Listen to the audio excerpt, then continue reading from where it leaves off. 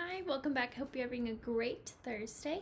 I'm back to continue our reading of the one and only Ivan, and we get to meet the new baby elephant today that is arriving. Arrival. The new neighbor arrives after the 4 o'clock show. When the truck comes lumbering toward the parking lot, Bob scampers over to inform us. Bob always knows what's happening. He's a useful friend to have, especially when you can't leave your domain. With a groan, Mac lifts the sliding metal door near the food court, the place where deliveries are made. A big white truck is backing up to the door, belching smoke. When the driver opens the truck, I know that Stella is right. A baby elephant is inside. I see her trunk poking out from the blackness. I am glad for Stella, but when I glance at her, I see she is not glad at all.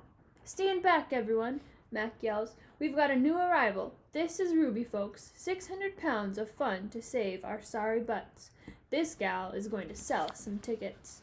Mac and 2 men climb into the black cave of the truck. We hear noise, scuffling, a word Mac uses when he's angry. Ruby makes a noise too, like one of the trumpets they sell at the gift store. "Move," Mac says, but still there is no Ruby. "Move," he says again. "We haven't got all day." Inside her domain, Stella paces as much as she is able. 2 steps one way, 2 steps the other. She slaps her trunk against the rusty metal bars.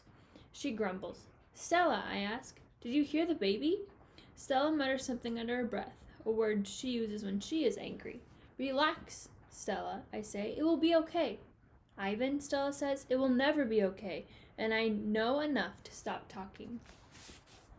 Stella helps. The men are still yelling. Some of the yelling is at each other, but mostly it is at Ruby. We hear scrambling, pounding, shifting. The side of the truck shudders.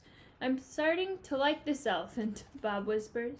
"I'm getting the big one," Mac says. "Maybe she can coax the stupid brat out of the truck." Mac opens Stella's door. "Come on, girl," he urges. He unties her rope that is attached to the floor bolt. Stella pushes past Mac, nearly knocking him over. She rushes as best as she can, limping heavily toward the open back door of the truck. She catches her swollen foot on the edge of the ramp and winces. Blood trickles down. Halfway up the ramp, she pauses. The noise in the truck stops. Ruby falls silent. Slowly, Stella makes her way up the rest of the ramp. It groans under her weight, and I can tell how much she is hurting by the awkward way that she moves. At the top of the incline, she stops. She pokes her trunk into the emptiness. We wait.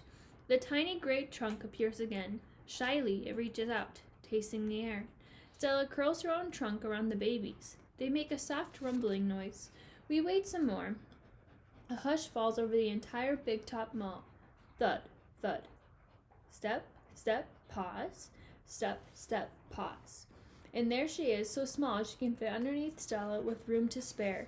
Her skin sags the way she sways unsteadily as she makes her way down the ramp. "Not the greatest specimen," Mac says, "but I got her cheap from this bankrupt circus out west. They had her shipped over from Africa. Only had her a month before they went bust." He gestures toward Ruby. "Thing is, people love babies. Baby elephants, baby gorillas, heck, give me a baby alligator, and I can make a killing." Stella ushers Ruby toward her domain. Mac and the 2 men follow. At Stella's door, Ruby hesitates. Mac gives Ruby a shove, but she doesn't budge. "Doggone it, get a clue, Ruby," he mutters, but Ruby isn't moving, and neither is Stella. Mac grabs a broom. He raises it. Instantly, Stella steps in front of Ruby to shield her.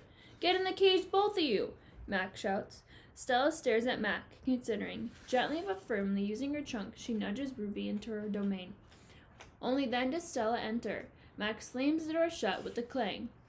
I see 2 trunks entwined. I hear Stella whispering. "Poor kid," says Bob. "Welcome to the Exit 8 Big Top Mall and Video Arcade, home of the one and only Ivan." Old news. When Julia comes, she sits by Stella's domain and watches the new baby. She barely even talks to me. Stella doesn't talk to me either. She is too busy nuzzling Ruby. She is cute, little Ruby, with her ears flapping like palm leaves, but I am handsome and strong. Bob trots a circle around my belly before settling down in just the right spot. "Give it up, Ivan," he says. "You're old news." Julia gets out a piece of paper and a pencil. I see that she is drawing Ruby. I move to the corner of my domain to pout. Bob grumbles. He doesn't like it when I disrupt his naps. Homework, Julia's father scolds. Julia sighs and puts her drawing aside. I grunt, and Julia glances in my direction. Poor old Ivan, she says. I've been ignoring you, haven't I? I grunt again, a dignified, indifferent grunt. Julia thinks for a moment and then smiles. She walks over to my domain, to the spot in the corner where the glass is broken. She slides papers through. She rolls a pencil across my cement floor. You can draw the baby elephant too, Julia says. I bite the pencil in half with my magnificent teeth. Then I eat some paper. Tricks. Even after Julia and her father leave, I try to keep sulking, but it's no use. Gorillas are not, by nature, powders. Stella, I call. It's a full moon. Did you see?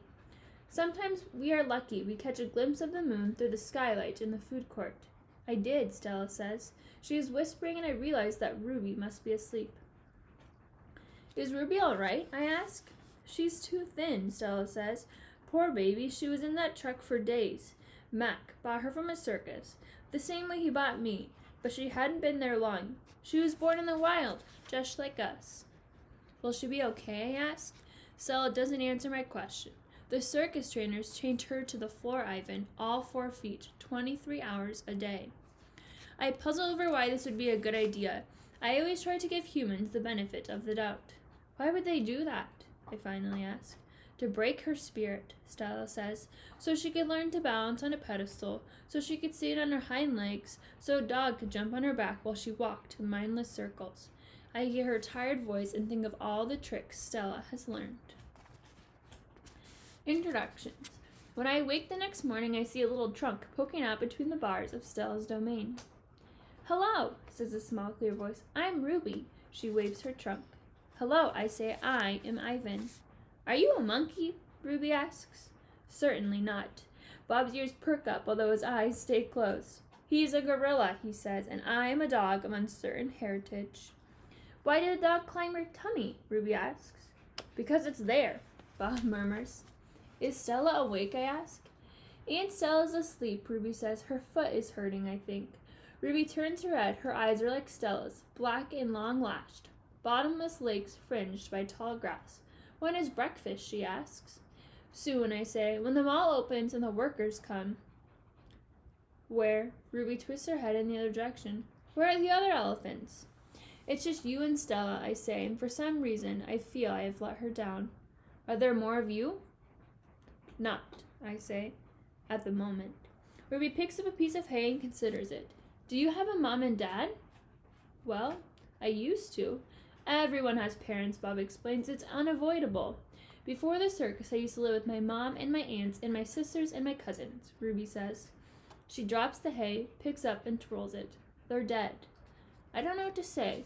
I'm not really enjoying this conversation, but I can see that Ruby isn't done talking.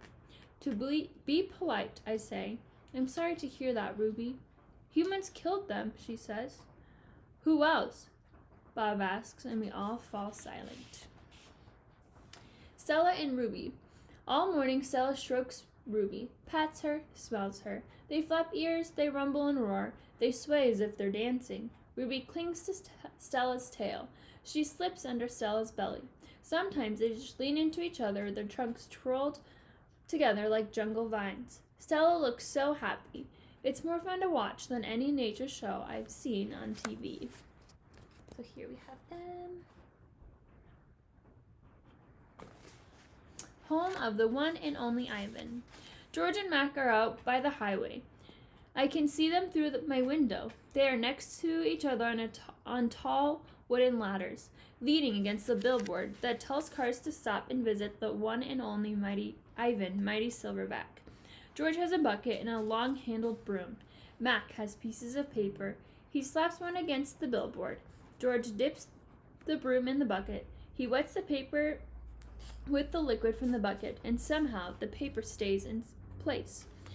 They put up many pieces before they are done. When they climb down from the ladders, I see they've added a picture of a little elephant to the billboard.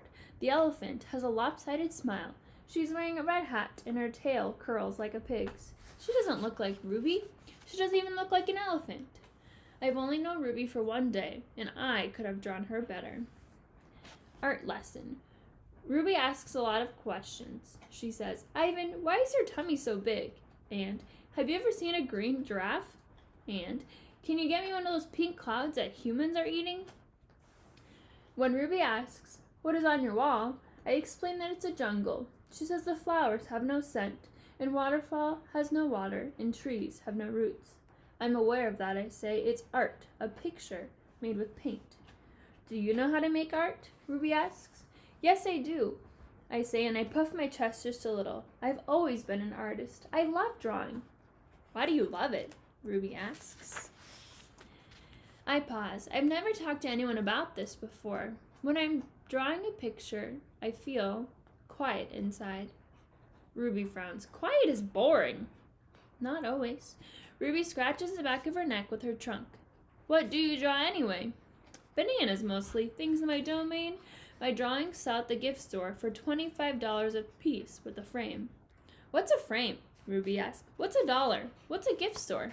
I close my eyes. I'm a little sleepy, Ruby. Have you ever driven a truck? Ruby asks. I don't answer. Ivan? Ruby asks. Can Bob fly? A memory flashes past, surprising me. I think of my father snoring peacefully under the sun while I try every trick I know to wake him. Perhaps, I realize, he wasn't really such a sound sleeper, after all. Treat. How's that foot, old girl? George asks Stella. Stella pokes her trunk between the bars. She inspects George's right shirt pocket for the treat he brings her every night without fail. George doesn't always bring me treats. Stella's his favorite, but I don't mind. She is my favorite too. Stella sees George's pocket is empty. She gives George a frustrated nudge with her trunk, and Julia giggles. Stella moves to George's left pocket and discovers a carrot. Nimbly, she removes it. Mac walks past. Toilet's plugged in the men's bathroom, he says. Big mess. I'll take care of it, George sighs. Mac turns to leave. Before you go, Mac, George says, you might want to take a look at Stella's foot. I think it's infected again. That thing never does heal up right, Mac rubs his head. I'll keep an eye on it. Money's tight, though. Can't be calling the vet every time she sneezes. George strokes Stella's trunk. She inspects his pockets one more time just in case. Sorry, girl, George says, as he watches Mac walk away. All right, I'll see you tomorrow.